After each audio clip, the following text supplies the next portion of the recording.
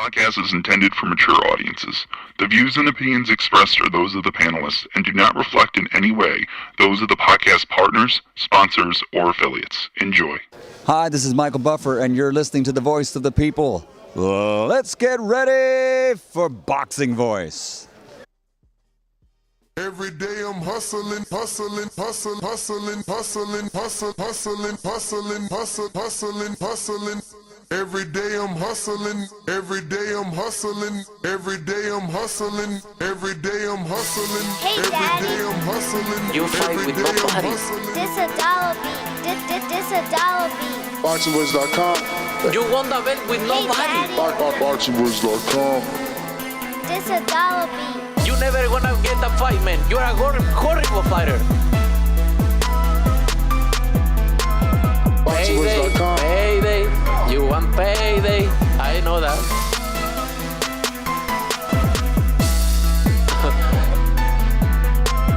Oh, look this guy. There's a plan to go for the belt, and I'm coming, man. I'm coming, my friend. Get the fuck out of here, man. Please get the fuck out of here, man. BoxingVoice.com. Because I'm gonna fuck you out right now, motherfucker. BoxingVoice.com. What up, what up, what up? Welcome back, ladies and gentlemen, to another edition of the Boxing Voice Radio. I am your host, Nestor Gibbs, joined alongside Doomatron, and we're back to talk this weekend's fights, plus news and notes. A lot of news, a lot of things to discuss. Doomy, what it do? Doomatron activated. You already know, Champy, man. It's been an incredible week. Lots of fights that we've visited, and we ended it with a banger, man. Literally. I mean, the thumbnail you put up says it all. So, yeah, man, it's been crazy, man. It's been good. It's been a lot of good boxing lately, and, yeah, man, I can't wait to get into some of the meat of this stuff. I mean, what's the biggest news for you? Where do you want to start? So much took place, really. Ah, man. I mean, should I go straight to what I experienced this weekend? I don't know. I think you need to go wherever your heart takes you. Where my heart takes me, yo. My heart takes me to, Jake Paul versus Tyron Woodley. I've been to a lot of fights, but big time fights. Canelo, Triple G, both of them actually back to back. Right now, we went to both of them. I mean. There's been another ones lately, right? It's been the Gervonta Davis fight with Isaac Cruz. And, of course, the fight Devin Haney with slipped my mind right now. Joseph Diaz? Yes, Jojo Diaz. So I've had a lot of action, in an arena, in a stadium setting, and I can't tell you this that this was the best experience that I've had in the stadium and arena and for a boxing event. The energy in that place was nuts. It was just a show. Instagram influencers, TikTok influencers. I mean, you had even the TikTok influencers, there were kids in there. I mean, walking around with suits and little gold diamond out chains and shit. I'm just seeing all this shit. And then, Jake Paul with his robot. It's just, bro, it was a show. You got Nick Diaz, George Masvidal. Jorge Masvidal. You had B. Marsh. You had stars in there, man. And the Island Boys were about 5 rows down from me, man. And it was crazy how many people when they came in, it was crazy, bro, how these young, influencers, kids gone viral, have such a following, man. There was some beef in the house though, man. The energy was crazy. Listen, sometimes the action and the recording from everybody's phones would go from the ring to the audience. There was shit going on in the audience. Nick Diaz almost got into a fight with another Bellator fighter. The Island Boys, somebody threw a fucking beer at them. I think they threw a bottle of water at them, and then they threw a beer at them. I don't know if you hit them, but it splashed everywhere. Everybody stood on their seats. They were recording. It was just a show. I mean, this wasn't your regular boxing match setting. It was bananas. It was nuts. And of course, Jake Paul ended it with a KO, a vicious KO. And I just want to go by saying that if anybody out there, I mean, is really believing that is a setup that Tyron took a loss, you're really an idiot. You know that, right? So just to get that out there, because I'm already seeing videos being posted about stuff like that. What do you mean? I mean, because that didn't make any sense what you said. Okay, so you said if you really are out there posting videos that Tyron took a loss, you're an idiot. It's like, wait. No, took a fall, like he on purpose. That he got knocked out on purpose. So I'm the gonna send you a traditional video term right would be dive. Yeah. Traditional term would be dive. All right. Well, thanks for clearing that up. We all know he did lose. He fell right flat on his face, and this guy on TikTok made up a video, and then somebody else posted it on Lalo's Boxing, and I was just curious to know how many people really believe that was a setup. I think that is ridiculous. I don't think you could fake something like that to get. Who would set themselves up to get knocked out like that anyway? People have been discrediting that dude since he started boxing, bro. It's like I told you when we linked up this weekend. They're out here saying his watch is fake. Meanwhile, his belt has 2 real diamond encrusted watches, but they're out here like, oh no, that I don't even know the name of it. I'm not into rich people stuff, but whatever watch he got, they want to say it doesn't belong to him, or rather, excuse me, is fake. There's just a lot of Jake Paul slander. It's hard to understand and accept that this guy is doing so well. Like, I read an article on Boxing Scene, and they're right. Hate it or love it, Jake Paul's had the best the best year of any boxer, and he's probably right. All his fights have been on pay-per-view, and he's been able to really make a name for himself. Yesterday, it's like you said, I went to those 3 events. I've been to Haney, I've been to Isaac Cruz versus Gervonta, and there was no bigger crowd than the crowd of the face of boxing, Jake Paul. But I mean, man, what's going on? Obviously, you were not in the building. How was it from, stateside, television side, not stateside? I'm listening to Doomy. What's good, fellas? And I'm listening to Doomy describe. He's not describing a box. It's a spectacle, man. He's describing a spectacle, like, you know what I mean? Like that movie Dusk Until Dawn, and the smelly pussy, every pussy. So he's describing something real crazy. Now, as we're sitting at home, I got to tell you, it felt more cleaner. It felt like a very clean boxing event. The opening bouts, I really didn't pay much attention to it because, like my friend Eduardo Hearn, I'm a boxing pervert, so I was trying to cover everything else. I was watching Lamont Roach and Rene Alvarado, which was an amazing fight. But as a fan watching the Jake Paul spectacle, once you got to especially the Amanda Serrano fight, Jake Paul's fight felt like a boxing event. Like I said on my blog, I think the fact that it was on Saturday made it one of our things as opposed to something that was much more broad. The whole backstory that they had, kind of just in the nick of time, saving the fight.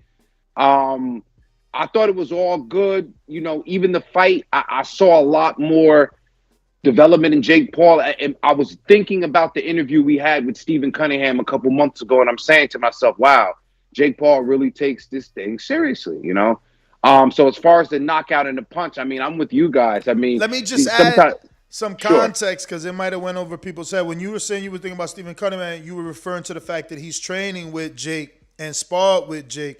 And I just want to add, Pascal was in attendance, who also sparred with Jake for this fight. Wow. And see, so again, which leads me to this punch that everybody's so, too smart. People are too smart for their own good because we have the internet. So people will tell you, yeah, I heard the girl counting 1, 2, 3 right before it happened. People just out here making shit up. I cannot believe it. Now, I am not a Jake Paul fan, but I am a fan of boxing. Nobody that loves boxing the way I do, you hear the tone in my voice. Nobody can love boxing the way I do and take a shit on Jake Paul. You don't have to like him, but you have to love what he's doing because to me, I'm going to double down on it. I love what he's doing for Amanda Serrano. I love what he's doing for everybody on that undercard that is taking a chance and really showing or allowing him to show he's dedicated to us. Let me interject again, because obviously being there, and again, conceited, narcissist, whatever, I'm just happy to be right. And I said it a long time ago that these guys were good for the sport. But being there, I mean, he really converted his fans into Jay Leone love fans and Amanda Serrano fans. Like, these people are fighting, they're cheering. These people get awarded the winner, they roar. It's not just, I'm here to see Jake. And let me tell you what else I saw. I saw like a big kid, one of them big young boys, like, he's a young guy, right? Like, he ain't been through shit yet, the way he dresses, his mannerisms, but he's big as hell. Like, he could be a grown man. You know what I'm talking about? One of them young bulls, as they call them. Exactly. Bro, total Jake Paul fan. Throwing punches at the air, bro. Throwing punches like, while Frank, whoever, was fighting, dude's like, come on. Yo, when Jake came out, I thought it was the wackest thing in the world to come out the YMCA. Nah, he's a Not genius, that arena. Not that arena. How he turned YMCA into probably the most electric walkout of all time. The crowd was going, why? And they like women doing this shit, bro. It was insane to me. You want to know why, Ness? It's inclusive. The song is inclusive. He's such a smart, and what he's doing, that word is inclusive. He's inclusive. He's allowing everybody to take a look and say, hey, do you like boxing? Hey, take a look. Take a look at what I'm doing with it. Can I argue this, or can I say this at least? Has he done more for Jay Leon? Has he done more than Floyd Mayweather? Has he done more than Floyd Mayweather? Finish the question, because I don't think everybody can connect the dots. I don't think everybody remembers Jay Leon used to be promoted by Mayweather and was a Mayweather boy and has fell from graces. Obviously, he's not even with Mayweather. He's got to eat with Jake Paul. But I don't think anyone can help Jay Leon, and I'm not trying to be harsh, but we seen that fight. They booed, and they booed a lot. And, he tried. I don't even remember if he got the stoppage. There were points where it looked like he was going to get the stoppage. He's got to work more on, being a television-friendly fighter. And I'm not saying that he wasn't, but getting the knockout has a lot to do with that. You got a dude that you're allegedly teaching how to fight. He's got more knockouts than you. Like, every time he fights, he's knocking someone out. Like, step it up, bro. They booed him heavy. But what was crazy, too, let me just finish this last sentence. What was crazy, right, is they booed him because the fight was whack. But then when he won and they announced the winner, they cheered the shit. I bet you he's never had that many cheers before. And again, I'm not trying to be mean, just being realistic.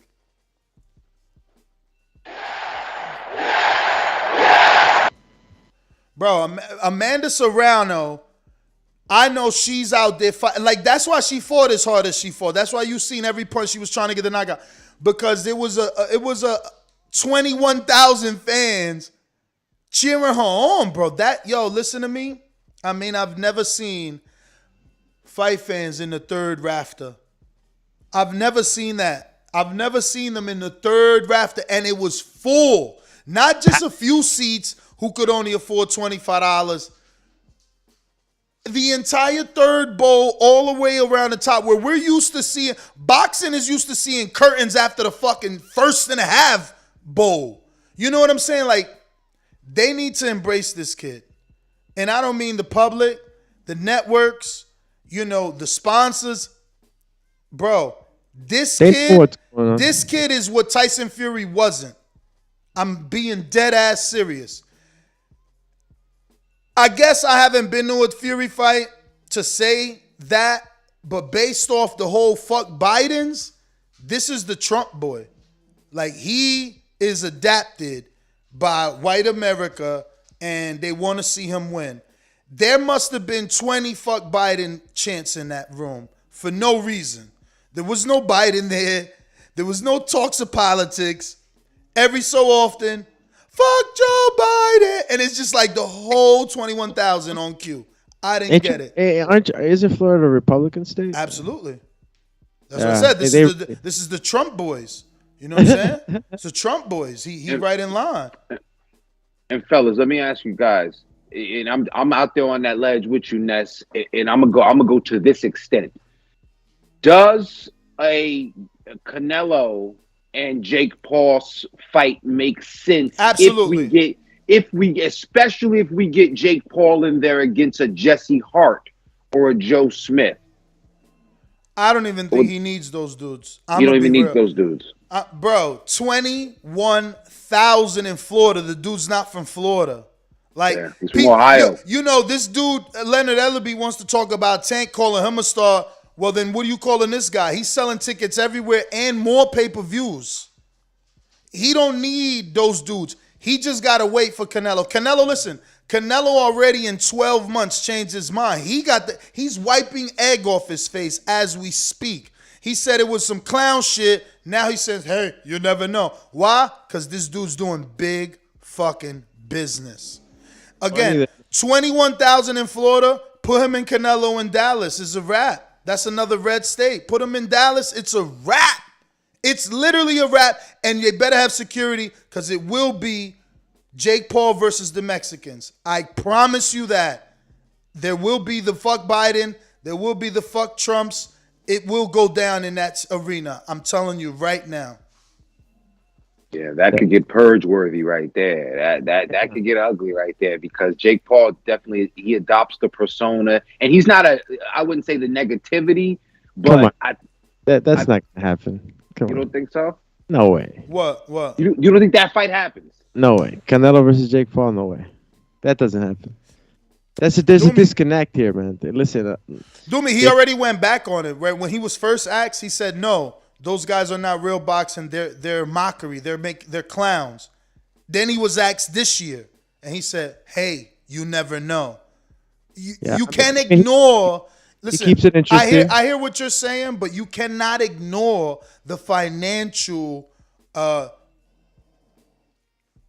He's a powerhouse. There's no doubt in my mind that you can make money with that. You know what I'm saying? The fight will make money.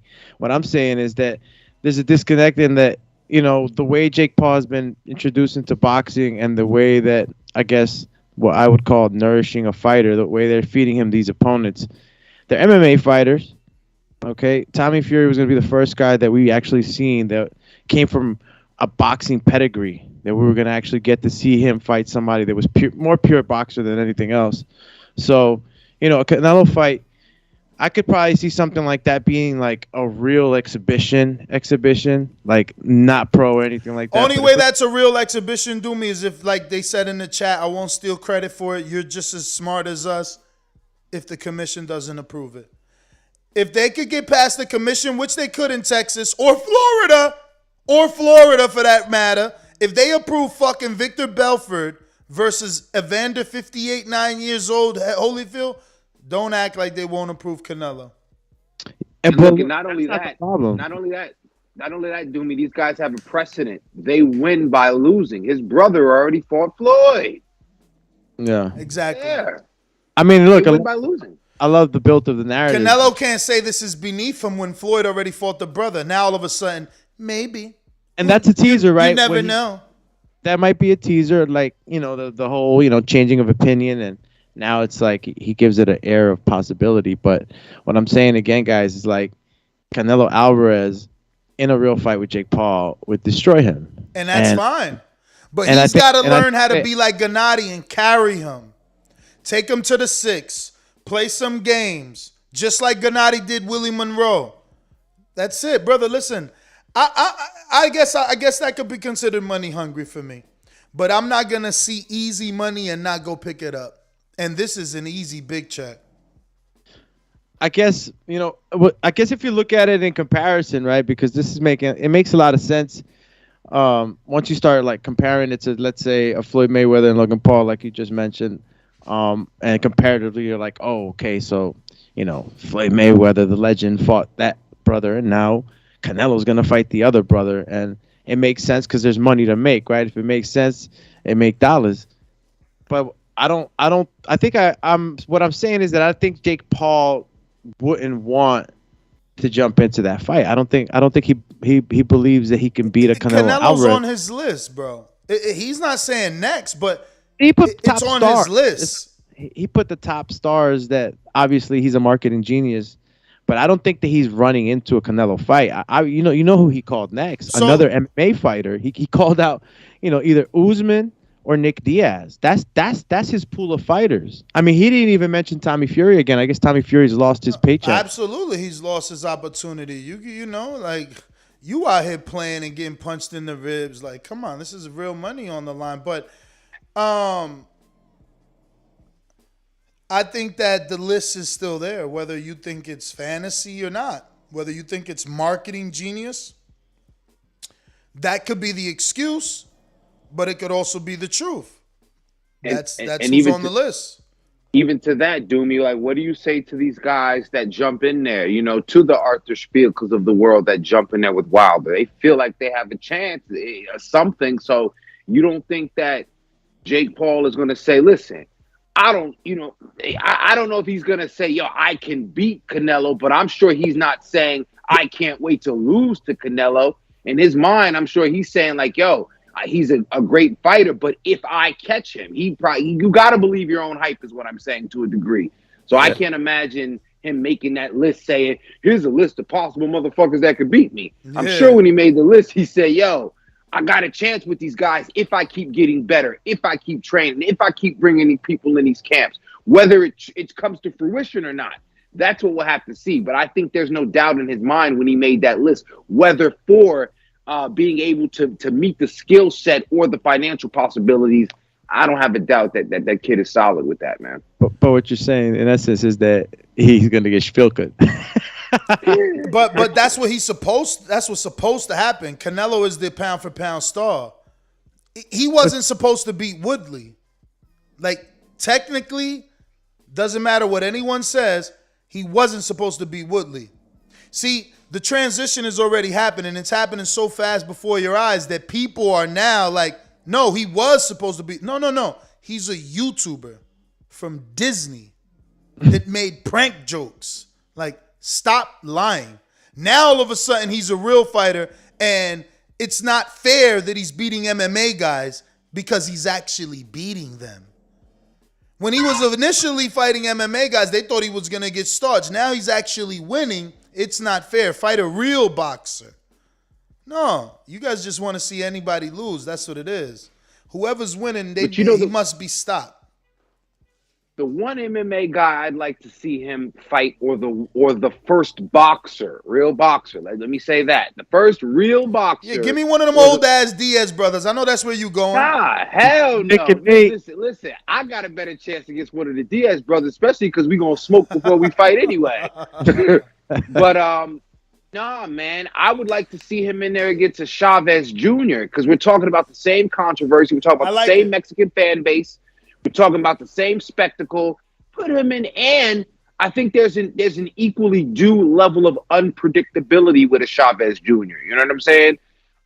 Will he show up for the fight? Will he won't? I know Jake will be very insulting. Dad, Chavez, I like that fight. I like that fight. I wonder if they can make that. That's a good commercial. But the thing is, he's a real fighter, though. He's a real fighter. And that's what we want. That's what we want. Let him fight a boxer because it changed our perception, at least Doomy. I know Doomy's really the resident martial artist of all varieties, but didn't it change our view on Anderson Silva's projection when he beat Chavez? Or are we so ignorant to that? Because talk about an MMA fighter beating a real boxer, that's one of the wins we're sleeping on. Now, Steve Cunningham, this was months ago, told us that he was eyeing that Anderson Silva shot. But if it doesn't happen for Chavez Jr. and Jake Paul, I would love to see Anderson Silva and a Jake Paul before we get the Canelo fight. Something of that variety. Anderson Silva's, wow. He's too much of a legend. He will destroy Mr. Jake Pauly. Yeah. Listen, this is a whole nother animal you're talking about, Champy. I think that with Chavez Jr., we could have a great matchup. I think that we could, use that Mexican loyal fan base that my man Chavez has, and I don't even know how loyal it is these days. He's been fucking up so much, but the last thing I remember about fucking Chavez is. And he was wearing fucking heels. Crazy. Yo, I got a super chat. Big Vega that says, Big Fish Vega, he says, if that was a dive, Woodley went head first. Damn. Yeah, that was I mean your thumbnail says it all, champ. It was Pacquiao status. Yeah, he got turned into a Pacquiao meme forever. And he's immortalized now. He'll never be forgotten now. That meme will be did you see the one in the chat of him looking like a Toy Story toy? Bro, the one that slid down the fucking bowling alley and hit all the pins. Like they slid his It's over, image. bro. When you get knocked out like that, you live forever. Pacquiao's still in some little kid's bed sleeping on a meme somewhere. I love that one. That's my favorite. The little race car bed they got him sleeping in on, tucked in nice and sweet. That looks dope. Bro, funny you mentioned beds. They got one out there with Nate Robinson in the bunk bed with fucking with what's my man? But that's another thing. That's another thing. Like we're joking, but something has to be said about Jake and the fact that he can Pacquiao all of his opponents. Say what? Every single opponent ends up fucking face down, in the mat as I'm screen sharing. And he's proud of it. He says, all of the opponents I face got knocked out. And you got fighters. Fighters are hating. Look at this fighter in my comment section. He says, none of them box, laugh out loud. I wish I had the chance to make that type of money to whoop that ass. A lot of respect for him staying mentally solid enough to stay in the fight because he was gassed. And that's a pro boxer who got a draw with Ronald Ellis. That's Junior Ohan. But that's what it is. You can only be on the outside looking in, wanting the Jake Paul opportunity, wanting to be in that spectacle. Let me tell you something, all right? We talked about the quality of Patreon at Tank's fight. Lord, I mean, it is so strange to be at a Jake Paul fight.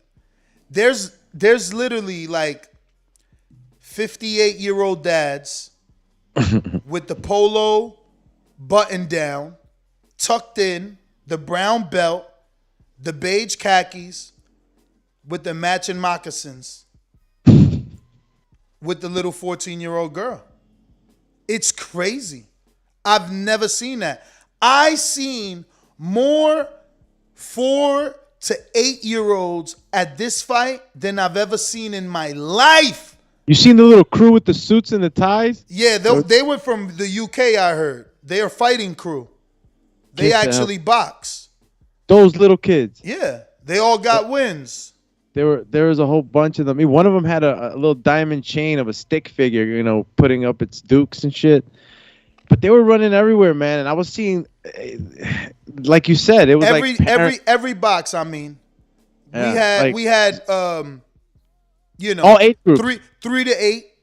Then you had your 12 to fucking 18. Your 18 to 25. Your 35 to fucking 44. Your 58s to 65s was there. Like, it was grandmothers and grandfathers bringing out their little grandson to come watch Jakey. It was no joke, bro. Like, and again, there was something for everyone. It's not like you just seen a bunch of, white America grandmas. There was some beautiful Patreons there, okay?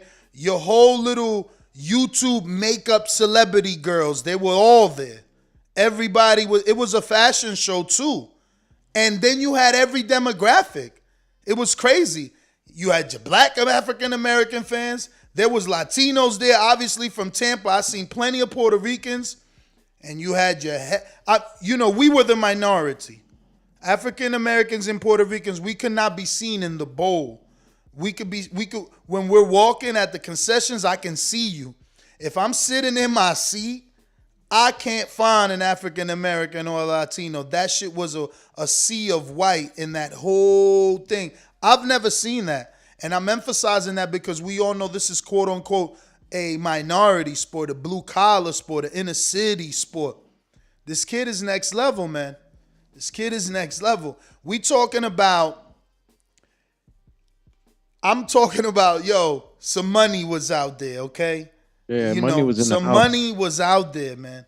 And it's the same as a Tank fight in a sense, except, I don't know these people. I can see the money. I can see the big jewelry. I just don't know all these. There's a lot of white kids that I don't know. There's a lot of like young guys too. Like I was hanging with Ellie's dude, Tyler. That's my boy. And Tyler, he's young enough to always like, yo, you seen that? Oh, that's. And then I'm like, yo, I don't know none of them dudes. Just throwing names at me that I never heard of. But that place was crazy, bro. Listen, I never seen. Okay, I did, because obviously Floyd Logan was like that. The bowl, and what I mean by bowl is, the circle where all the concessions are when you're on the outside and the arena's in the inside. So I've never seen the bowl that active unless it was Mayweather versus Logan Paul. But you could literally sit there and don't have to move because it moves like the earth. It just kept spinning and you would see people. It never got bored. There was always something to see and report on. It was crazy, man. I'm telling you, he's different. He's different. People really need to consider getting in the ring with this dude. He's putting people on, man. He really, really is. The undercard was trash, though. But it was good for them because when that dude Gore came out or Frank or what. Oh my God! It was so loud in there. They loved him. Yeah, he's from Florida as well, bro. But even though it sounded like he made Florida the way they was cheering him. I mean, it sounded like he invented Florida. Well, listen, look what Florida did to you. People get to Florida, they be around Florida, and all of a sudden they adopt Florida. Florida people stick together. The man is from Florida, a football player from Florida, no less. Florida's a football state, so he has the recognition. And I'm not going too deep in it, but high school football in Florida is like it is in Texas. You know what I'm saying? They produce a lot of star athletes. So it's a homecoming fight. He's achieved a high level as a professional football player. And, he did pretty well for a considerable novice. You know what I'm saying? I think him and Darren Williams did pretty well. I think the biggest issue was that Doomy was trying to watch the fight and be the ref. So he didn't take the point from that dude Williams when they pushed Gore through the ropes. It was like a Doomy clone in there. The ref was not trying to take points. Bro, poor Frank was, he was mauled. He was in a street fight. He was pushed, he was shoved. It was very illegal for him, and he was undersized too. That was a bad matchup. Was the other guy famous too? Yeah, the other guy was a running back, Frank Gore. He retired immediately. He like, I'm one and done. And they like, oh, so you called out Brandon Matt. He said, no, I didn't. I said Brandon could get in here now with someone else. Like he made that clear. I ain't called nobody out. I'm telling him to try it, but not against me. He was exhausted after that fight. Huh? He was exhausted. He couldn't even breathe. Yeah. Listen, this ain't no game. This is why we do border wars. This ain't no game. I'm glad that more people getting to realize it ain't no game because you see the first thing they out their mind. I respect these guys. I'm done. I'm done. I respect these guys. I'm done. I'm retired. I'm one and done. My man, grown ass, famous ass I'm one and done. They try to press him like, nah, but you just called out Brandon Martin. No, I didn't. No, I said he could get in here now with someone else. I'm done. He doubled down. He ain't even try to leave it out there like, let me see what money they try to offer me. Nah, I'm done. He was good. He said, I'm good. It was hilarious. I thought that Williams was doing pretty good actually. His right hand, it was hard for him not to land the right hand. You know what I mean? That's what I'm saying. Frank was undersized, bro. It was a bad matchup. When you say undersized, I think that I guess length and height, but he was stout, bro. He looked like a little fucking bulldozer. Yeah, but he didn't know how to use that weight in the ring. Like that weight he didn't know how to stand properly because I felt like he was wobbly as hell. He was always getting shoved or pushed somewhere. Like, he didn't really have a good stance. You know what I'm saying? He was on the ropes a lot. I don't know. He still needs some work, but he sound like he done too. He done. These dudes is done. They one and done, man. They brought out the crowd though, for real. We're more like really combat guys, right? Well, you're purely boxing, but I do MMA, and that's all I really would watch. Like, I don't watch golf, I don't watch soccer. Are they interesting sports? Is it one of them my national home country sport? Yeah, but like I don't watch these sports. You know what I mean? It's different.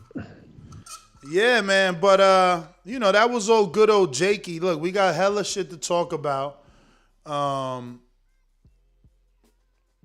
Jake obviously knocks out Tyron Woodley and calls out a few UFC stars, and I'm glad you're on because I couldn't really do much here. And this is the thing, Canelo needs to understand this too. So translate for this for him, for those out there, not you specifically. I mean, when he hears this, the friends of Canelo, make sure he understands what it is that we're talking about. Like, he needs to stop putting his nose in the air and acting like he's too big for Jake.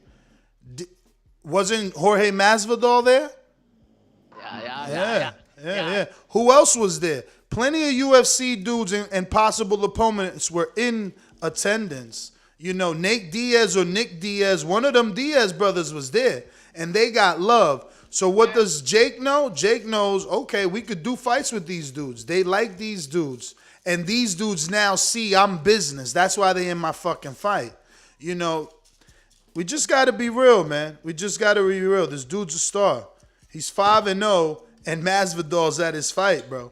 And Nate. Dudes he's playing out. Dudes he's calling out. Dudes he's making memes about. They there, though. Think about that. This ain't Crawford and Errol beefing on social media, but won't show it to each other's fight. And when they do, they talking about what he doing here. No, Nate or Nick, whoever the Diaz boy that was there, you seen him. He flipping the finger. He taking pictures. He's soaking it in. You know?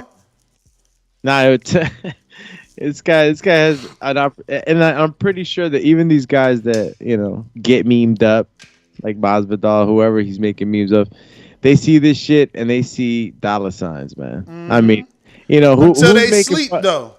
Until they sleep, though. Until they sleepy time. And, I think that when you get knocked out by Jake Paul, it's worse because he still has that air of like, oh, he's not the real deal.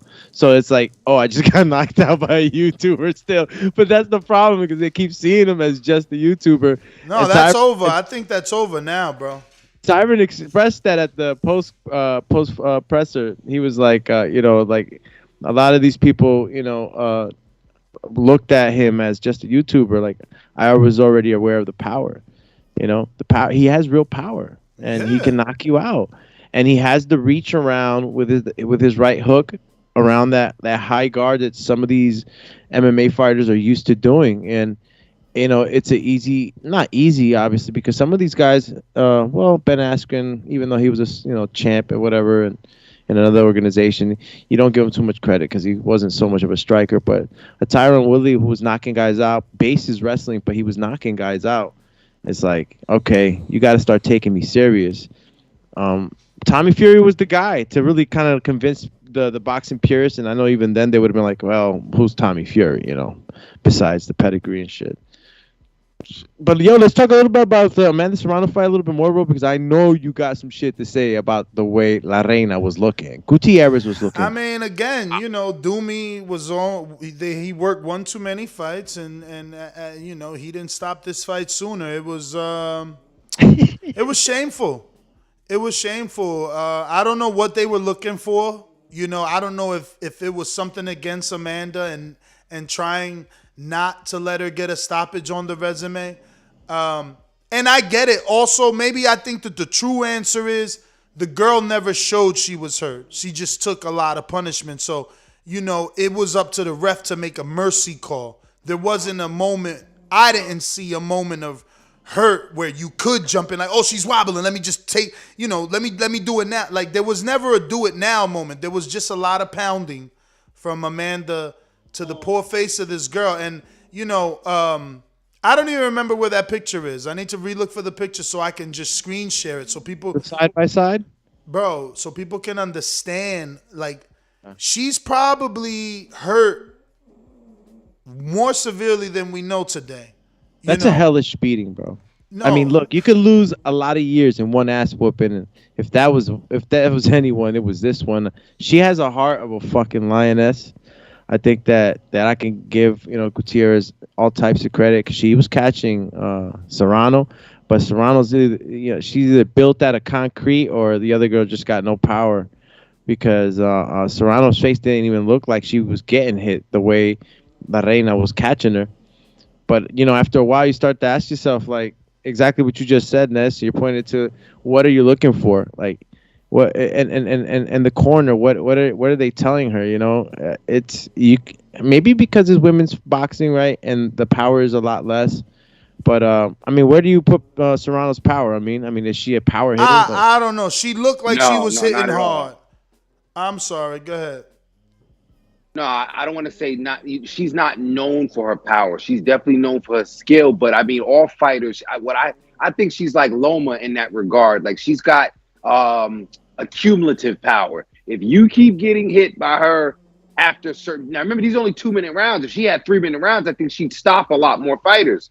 But 2-minute rounds, she's throwing hella punches per round, and they're landing.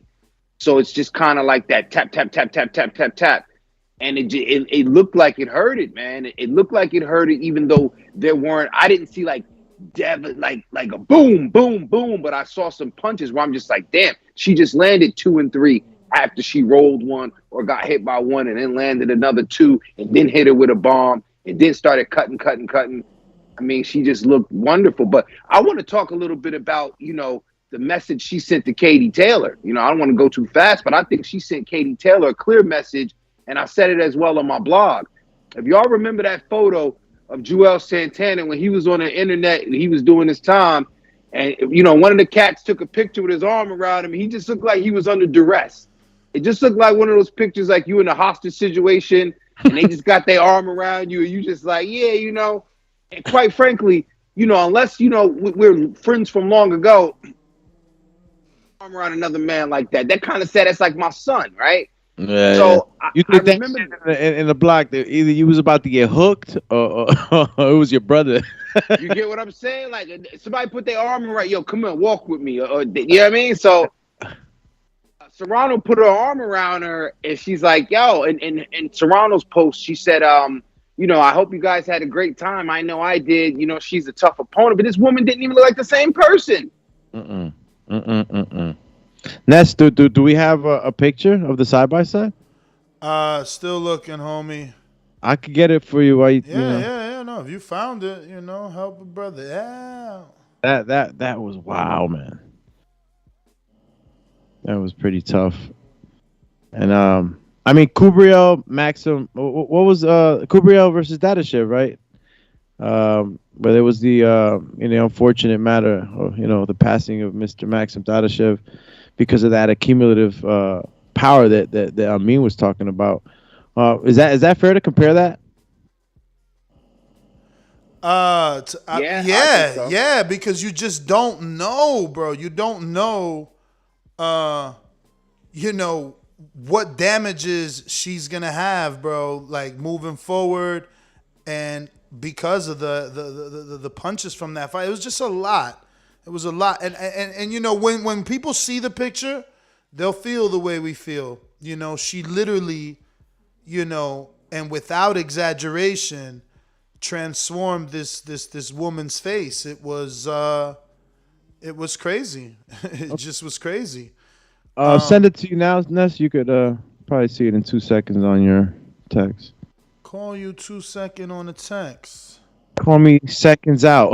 Look at that. That's horrible, bro. That is horrible. She seems so happy, Well, so that's the happy hardest. to have almost died. God, shit. Yo, man. That knows. But what do you guys think that says from Miss Katie Taylor, man? That's who. It don't say nothing. Saying, damn. Nah, it don't say nothing. Come on, you pick better winners than me, man. Serrano's not beating Katie, man. What? For real, bro? Bro, Yeah. bro, come on, bro. Wow. Serrano's taking mad shots. Even in that ass whooping she was given, she was getting hit hard. And this is not the first time I watch her. Like, I'm not going to act like I watched all her 30 fights, but I've been watching her as of late because obviously Jake is putting her in on the big stage. Bro, oh, shit. Fucking, she gets is that me again? Right now, Fucking TBV. hell. Yo, That's his playlist. yo, she gets hit a lot, dog. And these are regular. Like, I never heard of this girl, Miriam, and I never definitely ain't hear of the last girl. And probably the other girl before that when she allegedly moved up and won her seventh time. Let me help you, Ness. Let me help you. They You not never heard of Katie. Miriam?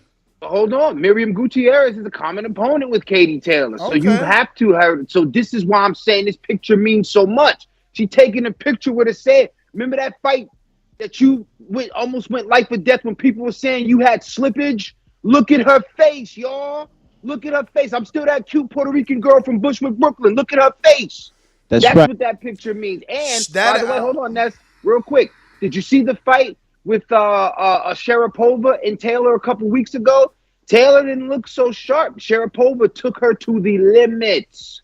Trust me, Serrano was up, man. I'm a big proponent of women's boxing, and I've been waiting for this particular fight for a long time. This for me would be the women's version of if Bud Crawford. She and, just Errol doesn't Spence happened. No, she who I'm just rolling doesn't with. she just doesn't look dominant enough for me to say that she will get the win over Katie Taylor. Right, but Katie know, Taylor's look vulnerable like too that. with Delphine. She's looked vulnerable, man. She gets hit too. I mean, listen. I'm just gonna have to, back my Boricua, and say that Amanda has the definite skills to beat a Katie Taylor, bro. Delphine was a rough and tough type of fighter. I think that Amanda has both rough and tough and technical ability to get in there and really start to put some paws on Katie. Katie's a great fighter, pedigreed fighter. She has the amateur background and all that. But this is a different animal she'd be facing. And not only that, you're absolutely right, Doomy. I think Katie Taylor has, when you. It's like the cross section. This is the cross section of. She's been at the top, performing at a high level for a long time, and she's been in it with girls we can name. Pearson twice. She's been in it with Natasha Jonas. Excuse me, the Sharapova girl she was just in there with, like I said, was very crafty, a rough dog ass fight. So now you're talking about jumping in there with Amanda Serrano, who's, like we said, moving up, and she's putting on, I think the appropriate muscle. I mean, she's boxing in Jordans. You know what I'm saying? Like Amanda Serrano is the real deal as far as I'm concerned. And I think Katie Taylor is just ripe for the picking. This is not disparaging Katie Taylor. This is just saying Serrano is coming on. She's feeling herself too. I don't know. She's feeling herself. I gotta be made. A happy fighter is a dangerous fighter. I gotta be made into a believer. I don't think that she has the power to beat Katie. Katie is way better technically than this Miriam girl. Katie throws in combination. Katie's aggressive, man, and Katie has phenomenal. Well, I ain't gonna say stamina because I ain't watched all her fights, but I really believe in her trainer. You know what I'm saying? Ross training. She's been with him forever. Ross. Watch that Sharapova fight. Watch that because you guys were on the road. Yeah, but you gotta understand who the fuck is Sharapova to her. To her, I mean, that happens when you on the top. You bored, like she bored. She got a little slippage. I bet you when they signed that Amanda fight, she'd be back in the gym looking like a beast because she's remotivated. It's like you need a challenge every now and then. Like, who the fuck is Marapovich? That shit sound crazy anyway. Like, I'm just being real. I don't know. Maybe that girl is someone and Katie recognized her, but just sounds like. I think the question, boys, the old phrase in boxing. She couldn't get up for that fight. She didn't get up for it. The question is that did Amanda Serrano look like a fighter that's 10 years younger than a Katie Taylor? Right? No. Serrano's still close to 40. 44. right? No. Or 30. Oh, excuse me, he's 33. He's 33. So Katie's. I was looking at the bouts. So wow, fuck. Then that means Amanda's actually younger than Katie. Really? She's not 34? No, she's 33. Well, unless the birthday already passed, but yeah, it's 33 and Katie's 35. That Damn, Katie's 35? yeah. Shit. And she's been in an incredible amateur, but I'm just how much more she had I a just real want to rough zoom fight this with one more Delphine. time. Look at this poor girl's face. People, I don't even know if they like. Look at her face right there. She she literally looks like that movie with Cher many, many years ago called Mask. My gosh, bro. Yeah. That is crazy, man. Yeah, you gotta Google it. Bro, I've seen the movie with what's my He had some girl? sort of Cher? disease. He had some sort of Yeah, disease. with Cher. Yeah, that's what I said. Cher, her son had in She the had the movie. biker club and shit. This is crazy. She had a biker club. She was the bust down for the biker club, and they showed her son love because he had the condition. I remember Sam. Sam used to show her son love, but Sam used to bust her down. So is that nose broken? This? Bro, she looks like a grandma. Like they beat on a grandma. How old is she? Let's find out. Amin out here giving credit. Is this lady like someone's grandmother? Nah, Bro. she's probably not. She's just unflattering. She's just unflattering. I want to even double prior check to the the age. fight. Fuck that. Double check the age. You just had Serrano up. She's 38 from Spain. Thank you. She's way older, but that ain't grandma Women's age boxing, yet. that's different. Yeah, no, that ain't Especially grandma. women's boxing. That ain't grandma age yet. But yo, she got beat so bad they turned her into a grandma. She looked older. You seen Savannah Marshall actually beat up on the grandma, the Swedish lady with the cornrows, the woman that was like 55 years old, looking like freaking Elon Musk's mom. Women need to do something too. They gotta stop with this braid shit. Like that ain't making you look any better. I think it's more for hair control. I know, no, it's definitely for hair control. But again, bro, it doesn't. I mean, could she have gotten like better braids? Listen to me. What is the name of the fighter that they comb his hair in between rounds? Adrian Broner? No, they brush his hair between rounds. We talking comb. Get the hell out of here. There's a guy out there that gets his hair combed? Navarrete. Get out of here. Navarrete gets his hair combed in between rounds, and it's not even like a marketing act. He literally makes them comb his hair. It's real. So, sex sells, man. Sex sells. The quicker people fucking realize that, something that's like an 80s phrase, bro. We've been hearing that phrase, sex sells, for years. Like, and these people are like, and that's what I'm saying. Jake is one of us. He's a young dude. Man, I think I'm young. I'm not even young anymore. I just got that young way of thinking. You understand? Jake's ring card girls are better than other ring card girls. He did it. He know what he doing, bro. He knows how to set a stage and bring you to an event. That is, listen to me. I mean, he got like 20 little Jake Paul shirt wearing dudes running around with cameras recording everybody so he could show what an event was too. Like, he ain't just collecting a check. That's what these other dudes don't see. He ain't just like, oh, Showtime got me now, I'm done making YouTube videos. No, he's a fucking genius. Yeah. He's still fucking Mongoling out here, fucking being a mogul. He's out here fucking bossing it up. Think about it. Last thing. 5 fights. 5 fights, and he's literally promoting. He's not like, I got MVP. But no, there's literally people on MVP promoting, literally being on the card. Like, the LLC is going to have to file taxes. You understand what I'm saying? Like, and he's got 5 fights. That's insane. That's insane. He's killing it. I was going to say, people, they might forget a fighter, even at the highest level, to get to that point of where it's lucrative, you have to sell fights. Like, when you on the rise, you got to be able to say, yo, I got 5,000 people. I got 10,000 people. Let me fight in this city because I got the gate. That is the big part of boxing, why we don't see, can't see, and won't see perhaps some great fighters or some of the guys we think that are so skilled. So can you imagine he's coming to the table? scratch that.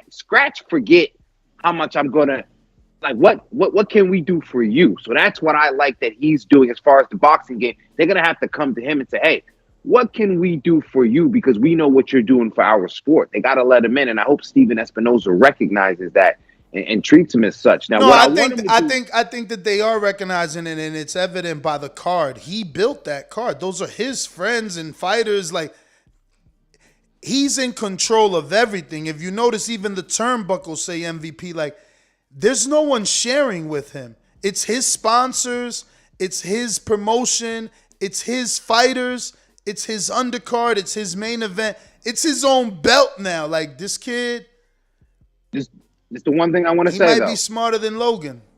He brings so much money to the table because, like, we know he brought somebody like a Jay Leon in there and Steve Cunningham and Jean Pascal, right? I just would like to see moving forward, and I think it's fair to criticize because we do it to all except for when it's a Border Wars event.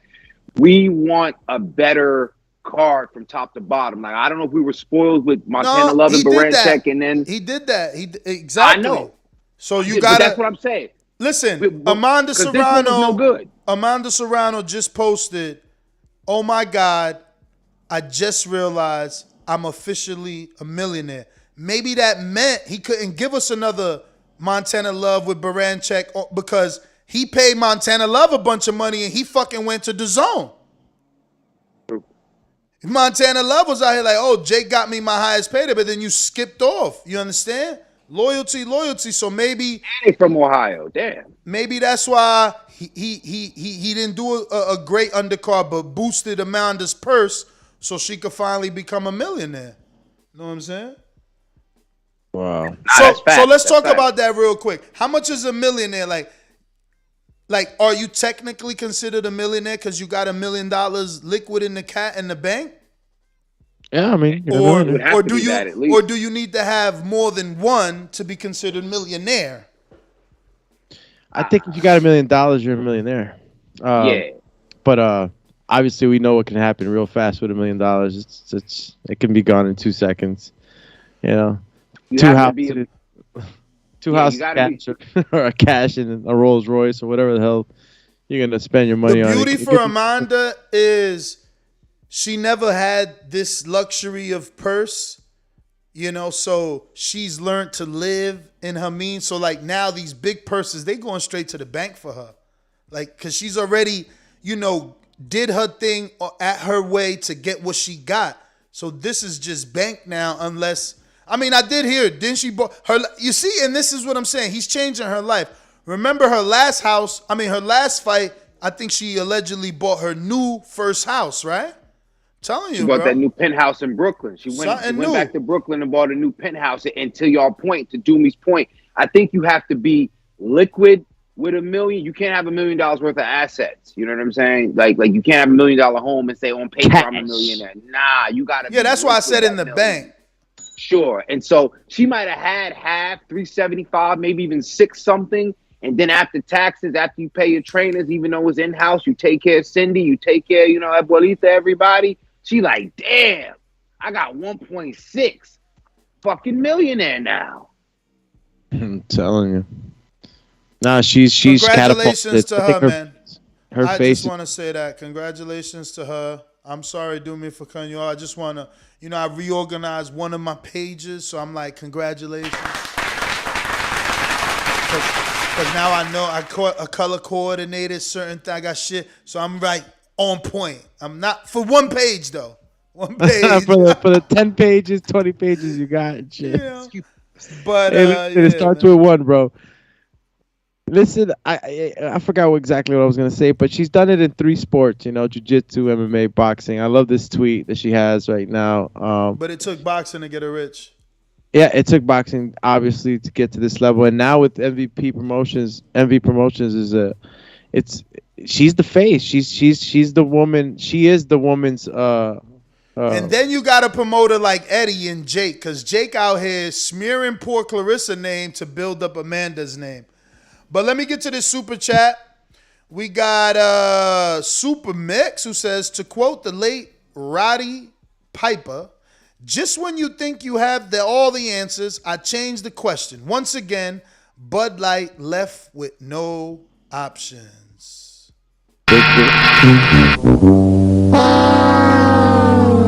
And obviously, Supermax helping us shift to Errol Spence versus Yordenis Ugas. Now approved. Yes, now it's approved by the WBA. And this fight is now back happening. Something that we all predicted here pretty much ever since Earl's tweet many months ago when we first found out by the WBA that they were not going to allow this fight. Earl tweeted something like, that's what step aside money is for or something like that. We interviewed Stenonius. He basically told us on the show that if the money was right, he would take it because he's got a team to make a decision like that with. And Stenonius just tweeted out yesterday, "You're welcome." That's all he tweeted. "You're welcome," because he knows that he did us. But it was the bag emoji too, though. It was a bag emoji next to "you're welcome." Well, that's why we need everybody to be on the show, because I didn't even realize he put the bag emoji, meaning that he's getting money for stepping aside. But he's also telling us, the fight fans, "You're welcome. I gave you the fight, what you really wanted, and now we get Earl versus Ugas." Now, because I didn't, even though Ugas beat Pacquiao, even though some of you argue that he beat Porter, I don't perceive him as elite. I know that he is. Oye, ¿de qué tú estás hablando, mi hermano? But like the perception of that, I don't see it. That being said, I think that's why people are going to be okay with this fight, because it will serve the purpose as the tune-up, which will lead us into the Crawford fight. And with this fight, we'll know where Earl is at, versus going straight into the Crawford fight, we just getting the outcome and not knowing whether Earl is 100. So this is still kind of a tune-up for me.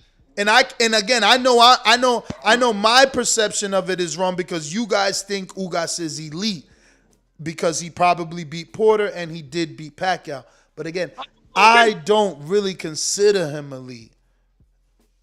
Wow. So I'm cool with this as this like that tune-up I was looking for. Get him, Doomy. Get him, Doomy. Dennis is a little toony, huh? Yeah, that's what we're gonna do. Is what we're gonna do here. He's a tuna fish for the big fish. You're Miami Floridian, compadre. He moved to Vegas. He's cut off. Damn.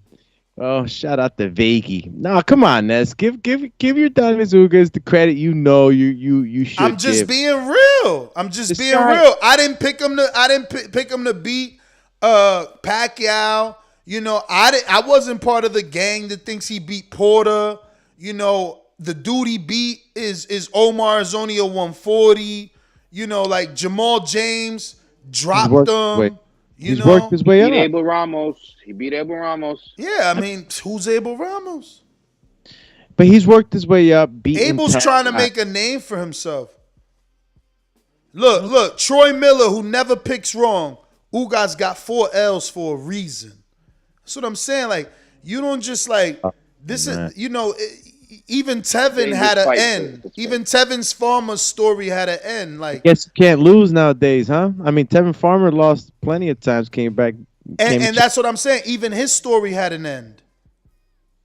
Well, this is just the beginning for Ugas. I mean, since he's had this title, it's really. But if he follows in the steps of Tevin, it's time to lose. But he just got. I mean, he's definitely not following the steps of Tevin, because he's trying to sit. He's been begging for these fights, and he just got this belt. I know. And so, you know what I mean? Like right now, this fight right here is dangerous for Spence. I'll tell you that, because Spence is the guy we need to see. This ain't dangerous for Spence. Come on, man. Ugas ain't put who the last dude he even put down? Where the last dude he even hurt? Ugas? Yeah, Ugas. I mean, TKO was with Jonathan Batista, but obviously you're not going to give him credit. I don't mean power-wise. I mean, like, you coming in there against a guy that's feeling disrespected because of, and listen, Ness, it's not just you. He went to motherfucking Colombia. He couldn't get a sit down. You know what I mean? So no, like a guy like he's the Rodney Dangerfield of the welterweight division right now. No respect. No respect. Why he got to Roger Dangerfield? So this might make him dangerous for Spence. That's what I'm talking about. I don't think so. Spence locked in. Well, even though I agree with Listen, Ness, Spence knew to the word of tune-up, like this is I guess one of the top welterweights that I believe that many don't think that would put Earl in great danger. You know, being that he's been in a car accident, he's got a detached retina. This guy is like less threatening, I guess, in the perception of. He's less threatening than Crawford, so it's a tune-up. Nah, it's not a tune-up because the style that Yordenis Ugas brings to the table, you know, bro, that he's doing rock'em, sock'em, robust, shovel, uppercuts. Yeah, but that sock'em, bop'em, drop'em, top'em, whatever, bop'em, that shit works. Now with Earl and the jabber, Earl just gonna jab him, 1,000 jabs, body shots, you're done. So now we looking at a jabber now, not a forward fighter anymore. He's gonna go reserve. Come forward. You come forward behind the jab, homie. What do you mean? 1,000 jabs and body shots, he's done. He's gonna have to engage. Might make it dangerous because in that engagement might cost him with a fighter like Ugas who's going to try to keep the pressure. You know what I'm saying? We don't know what Earl's temperament is. I'm not doubting him. I'm just saying we don't know. You know, we saw Dubois come back. You know, and I don't want to say it's a similar injury because I ain't a doctor, but we saw Dubois come back and he came back the same way, blasting. We don't know if Earl is going to come back as aggressive. You know, hopefully he does. You know, and he, you know, sets the tone. But Ugas is definitely going to put pressure on him. He's definitely going to try to make it an ugly fight. Oh my God! Did you see what Mitty put? He said that Amanda Serrano transformed the girl into an avatar. I mean, into a character from the movie Avatar, and she do look like one of the avatars now. Bro, I'm gonna have to get you the picture side by side right now. Oh my God!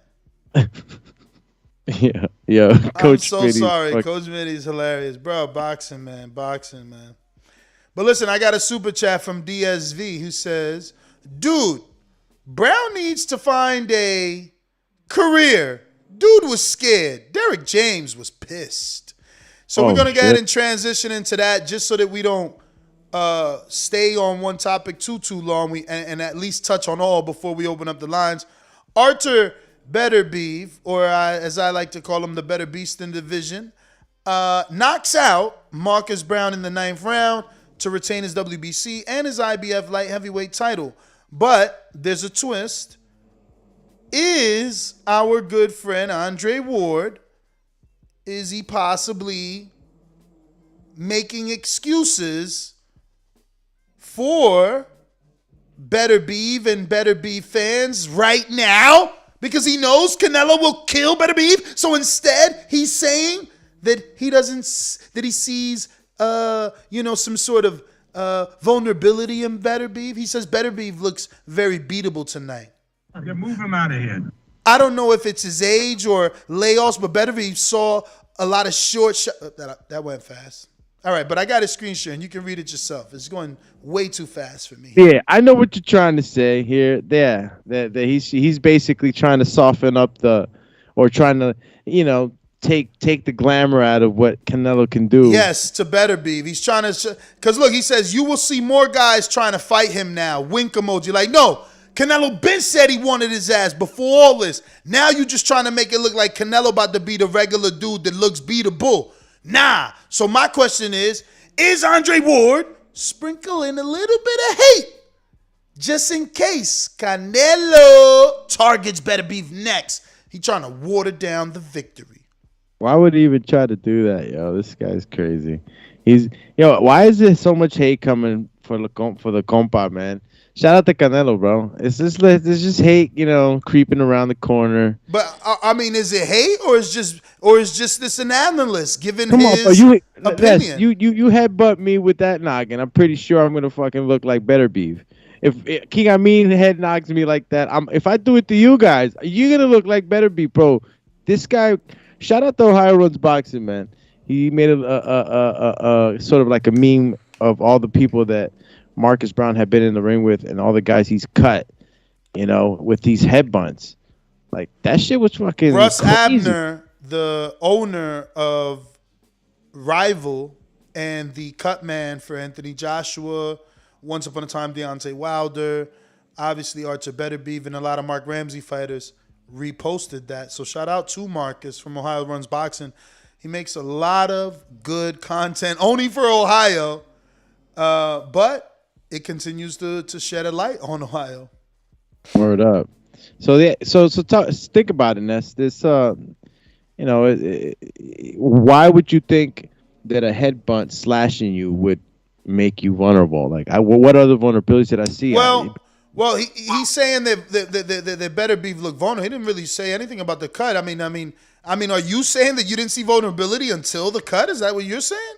I mean, I'm not gonna sit here and say that I saw the fight. I saw highlights of it, and yeah, I didn't see the fight. I didn't get to see the fight. Well, you better take. Well, this let me serious, step in there man. because I think the important thing to note is that not about Canelo. See, I think people are a little bit too Canelo centric, man, and because he looking around and seeing what's going on. As I think I'm Come on, that was a slight at Canelo. He said you will see more people trying to fight Beterbiev now with a wink emoji. Beterbiev has been made to be a boogeyman. People will say, "Oh, Beterbiev," and he's saying like, "Yo, he didn't look like a boogeyman. He didn't look like he looked beatable." What's wrong with saying that? Like, if some people saw like Triple G when he first came out, people would say, "Yo, he looks beatable." Like, people why not just say, "I can't wait to see him versus Canelo. That's going to be interesting." He's not thinking about Canelo. He's just thinking about how beatable Beterbiev looks. He know who next. He know who next. That's why he's trying to water it down. He know who next, man. Beterbiev next, champ. It's not versus Canelo. But it's all good. Versus Canelo, which is funny though, which is ironic. Let me give you some information. This is ironic. Canelo states that he didn't even know anything about Beterbiev, that was all his trainer. So, he hears these things in the media right back from the reporters. Like, it's Eddie coming up with the plans and picking them off, seeing who's vulnerable, which is the right thing to do. This is what I'm saying. Like, when Wilder was offered that Dereck Chisora $5 million fight, that's a pick off, man. You know what I'm saying? If Canelo, people get sent an offer or get sent, an invitation to sit down and negotiate with Jake Paul, they got to go to that because that's a pick off. You just pick that off along the way, man. Boop, boop. Like, yo, you give me the right fight, I'm coming back. I come out of retirement for the right. Oh, that's an easy fight. Boop, boop. I take the fame. Be like, I wish I could have fought at the last Border Wars. You know what I'm saying? Give me somebody I could pick off, see if I won't come back, just so I get that feeling of them lights. You understand? If it's easy and it's worth it, you do it. It's just that simple. That's why I don't understand when people, they out here like, oh no, Crawford shouldn't fight Broner. Meanwhile, there's like a list of 5 people that want Broner right now. And now what you're gonna do? Because we talking 2 topics. We opened up the light heavyweight division. We're talking Ward, possible hate. I'm not sure. We're talking Canelo and Beterbiev, obviously, as the next fight. We're talking the performance of Beterbiev and Marcus. But we're still talking Errol, Ugas, the unification, and the fact that Crawford has no fight. The fact that maybe, just maybe, he needs to go ahead and, fight Ennis. Before there was a reason, they were like, oh, no, we can't fight Ennis because, he's behind us, We want the belts. But now if Earl is out here saying, I'm doing all the heavy lifting, right? He's out here doing all the heavy lifting, then, wait, why didn't that post? Let me refresh because I posted that. Post. No, it's there, but, the desktop, you got to refresh. So Earl's out here saying, I'm doing all the heavy lifting because he's the one in now a 3rd unification fight. So,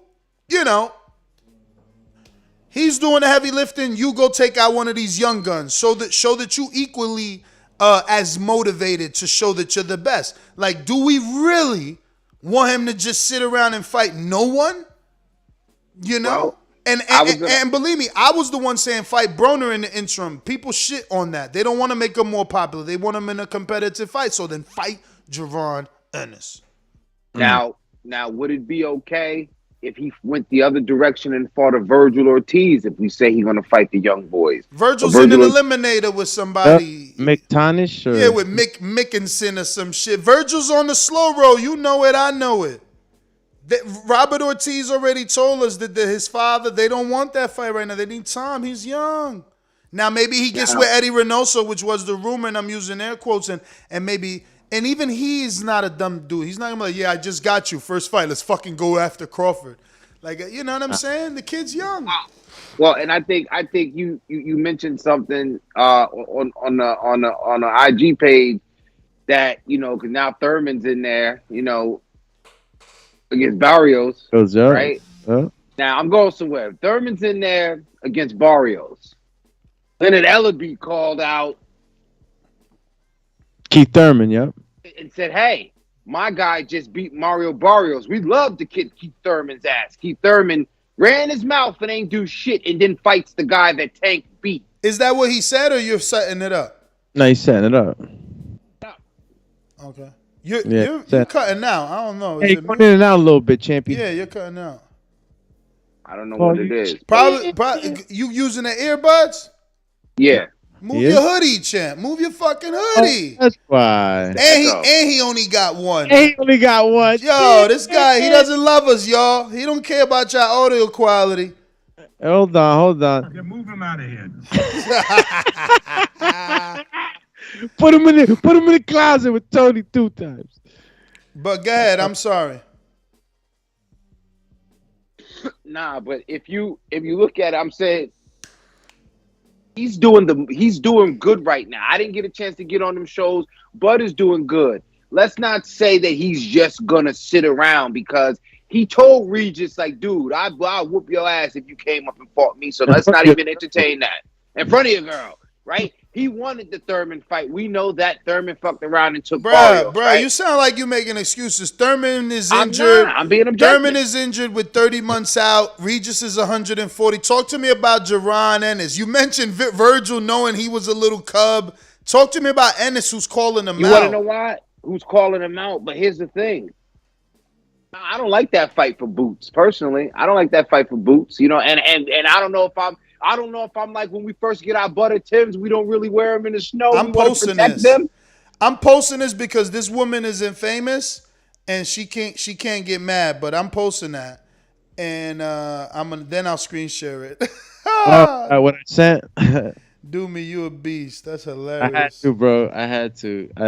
I'm gonna post it on the story because I'm gonna post it as a post. Fuck it. Let's just see. It's crazy. Coach, shout out to Coach Mitty, man. Coach Mitty, bro. Let me just read some of these super chats real quick. We're actually on DSV, who said we did that when he said, dude, Brown needs to blah blah blah blah blah blah blah blah blah blah blah blah blah blah blah. So we said that. No, because we said that. The next one is. It's eating my crow, sadly. And then next up is your cousin. Nah, he's not, but it's like your cousin. Eliseo. Should be getting me. Acosta. Love the show. It's impressionist. Oh, okay. Es impresionante. Keep up the good work. Shout out to Otavio. He getting married. Uh-oh. Congrats on the show. Shout out to Otavio. Otavio. Congratulations, champ. We got LV Slugger. LV Slugger says McGregor is getting ready for Paul. Huge right now. Oh shit. I would love it. Shit. It looks like McGregor wants to come back and, you know, be the one to make things right for MMA. What do you think about that, bro? I think this is appropriate for McGregor to like kind of use the saying on himself, like he's too small, he's too frail. I think he's too small, too frail. McGregor gonna get fucked up. McGregor just got laced up too. He got pieced up by somebody, didn't he? Yeah. McGregor, he's been his leg, right? His leg was messed up. Talking about being frail or fragile, you know what I'm saying? That's not a good fight for McGregor, you know, because but it built the momentum. But I think it takes away a little bit from the narrative. But he's on Jake's list, and for the marketing, I mean, It's perfect. that aspect of it, it's perfect. It's absolutely perfect. Absolutely perfect. Well, comparatively, who did it better? You know, if you're talking about, I guess, well, who will do it better? I guess because you know he did fight Floyd. Logan fought Floyd. You know, now if this fight manifests itself, like it's crazy how these two brothers are just getting all this money. But I just want people to embrace them because they don't need to. That's what like all those people in the audience that just follow them from content creator, like they don't need to be doing what they're doing. Like this is truly something serious for them. Like it's not. That's why like I emphasize Border Wars. It's not easy to fight. He's fighting 8-rounders. He's fighting 8-rounders with a professional that's been fighting all his life. Like dudes are like, oh, but he's not a boxer. So what the fuck is Jake? He's a content creator, bro. Like I'm just wowed. I'm like, yo, I can't even believe dude is doing what he's doing. I mean, honestly, like who the hell thought it would be this far at this level? He started on YouTube doing his own, like us, Border Wars, and that turned into 1.5 million YouTube pay-per-views. Transition that into a Triller. From Triller to Zone, from the Zone Showtime. Like, who the fuck has got that much network deals out here, man? He's like the new Floyd. People just ignoring and hating and not really sitting back looking at what the fuck he's doing. He's on some new shit. Call him the new Floyd, he says. Bruh, how many network deals he got? Absolutely not. Absolutely not. This is the definition of independent. This is a Koch deal right here. Like he showed with the YouTube pay-per-view, I move units. So then Triller took the chance and exploded. He knocked out, what is it, Ben Kisser, and then everybody, oh shit, this is real. I need to get in the Jake Paul business. And then the Zone was next. Or Showtime was next, because the Zone might have did it first with one of the brothers. But yeah, they're just killing it, and it's not. Yeah, you're right. It's not just about the money too, right? Because they make so much money. I think that Jake Paul is really likes boxing. Exactly. Shout out to BJ. Look Flores. at what it's. Action speaks louder than words, and forget about the fighting. He's employing less fortunate fighters. I mean, let's be real. BJ's commentating days were past him, but I won't lie that he probably could have got something. Like he was still like there. Like I'm sure if someone did the BJ research, they'd be like, nah, Ness, he was calling like whatever Fight Night Live or something that we just weren't watching. But Jay Leone, NBC Sports back in the day. But Jay Leone needed this. Amanda Serrano needed this, you know? My man from Ohio needed this. The fight with Jake catapulted his stardom. The Baranchek fight is what got Eddie in the Montana love business. You know, people might think Montana doesn't have any loyalty to Showtime, but he probably got a chip on his shoulder. You know, he has a draw to Kenneth Sims on Showbox. Maybe he felt like y'all took long to bring me back after that. You know what I'm saying? So, you know, we got to think of the big picture and everything when we making, you know, these decisions or coming to these conclusions. But again, his action speaks louder than him just being a YouTuber. Like he's employed a lot of people, you know, sparring partners, like giving all these people opportunity. And then he's flying them out to Puerto Rico. Like Puerto Rico, champ. You ain't just sparring in some shitty gym in Philly or Jersey or LA. You in Puerto Rico. Oh. You in Puerto Rico. I'm just being real. You in Puerto Rico. You know what I'm saying? Shitty gym in Jersey, what? All right, bro. I'm just saying, man. Philly, what? It's time to get behind the dude. Not that he needs you. There was 21,000 people there that isn't you. You know, he don't need y'all for real. But don't be late. You don't gotta be late because the longer you take, the more you're not gonna want to take the plunge because it's like now you're so far removed. You're like, damn, I've been riding the hate train for so long. I'm gonna be a hypocrite if I jump on it now. So just jump on it now. Just jump on it now. While so many people jumping, you just camouflaged in. It's all good. We could want big fights for Jake because he's doing good things, man. He really is. We got Big Fish Vega with another one. Says Spence-Ugas on April 2nd. Please, 2 Big Fish W's.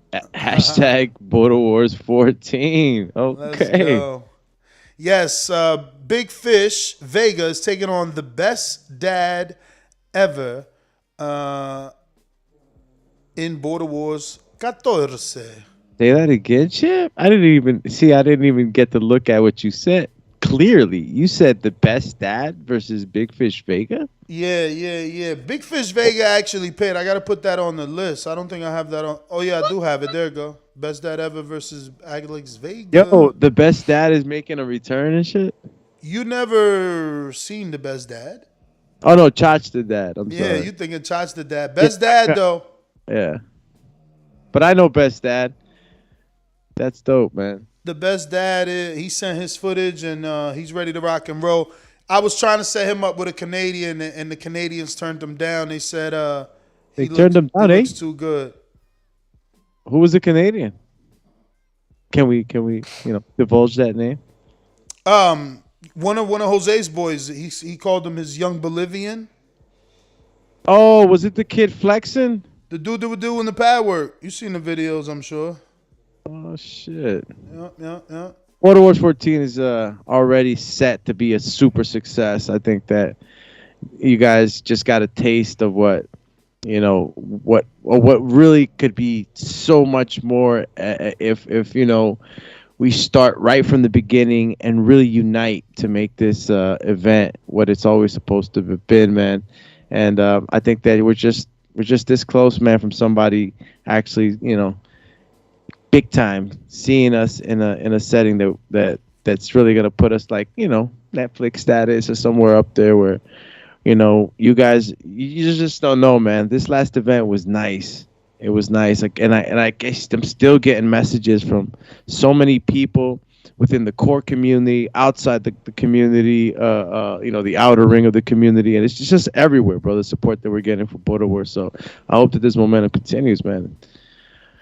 But I rant. Border Wars. Riff King says, I don't think Canelo is the goal. I think Jake's goal is Conor McGregor. They would probably do massive pay-per-views.